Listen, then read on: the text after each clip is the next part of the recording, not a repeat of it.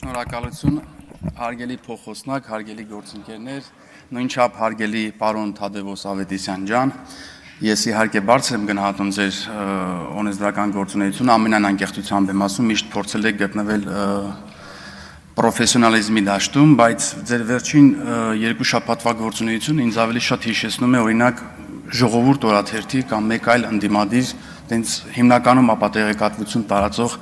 թերթերի գործունեությանը, նայեք, օրերս հարցազրույց եմ տալիս ժողովուրդ օրաթերթին կապված Սյունիքի մարզի սահմանամերձ գյուղերի կրակոցների հետ եւ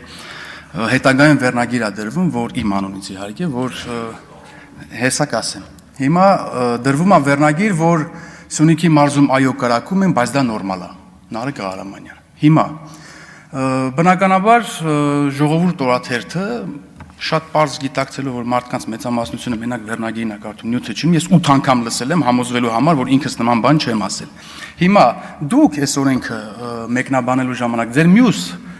թերթերից մեկին տված հարցազրույցում ասել եք հետևյալը, մեջբերում եմ ուղիղ։ Իշխանությունը փողի խնդիր է լուծում եւ անցած տարի պետական բյուջեի մուտքերը նվազել են։ Դրա համար հարկ են ավելացնում տվյալ դեպքում քերթում։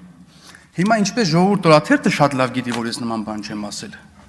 Նույնչափ շատ լավ դուք գիտեք, որ շարժական եւ անշարժ գույքի ամբողջ գումարը դա գնում է համայնքներին։ Պետական բյուջե դրանից կոպեկ չի մտնում։ Ավելին, դա արդյունքում կարա նաեւ պետական բյուջեի վրա ավելի ծախս լինի ֆինանսական կապված տրվող դոտացիաների հետ։ Ասածս ինչ է, ես իհարկե ձեր բերած օրենքում որոշ դրույթներ կա, որ ամբողջությամբ համաձայն եմ, որոշներում որոշ չափի համաձայն եմ, բայց հասկանում եք, պետք չի էլի ապատեղեկատվություն տարածել նման այն դեպքում, երբ որ սրանից մի երկու նախագիծ առաջ դուք պայքարում եք, օրինակ համայնքների անկախության համար, որը նաև ֆինանսական անկախություն է ենթադրում, այնպես որ պետք չի լինել։